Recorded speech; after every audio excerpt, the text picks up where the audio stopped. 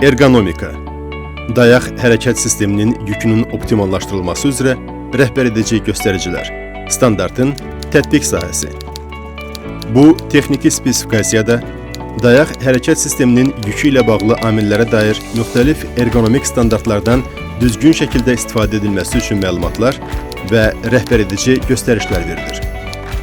İş yerlərində və işlə bağlı olmayan fəaliyyətlərdə dayaq hərəkət sisteminin yükünün azaldılması və ya optimallaşdırılmasına yönələn tədbirlərin effektiv və səmərəli şəkildə işlənib hazırlanmasına kömək edir. Standartın əhəmiyyəti.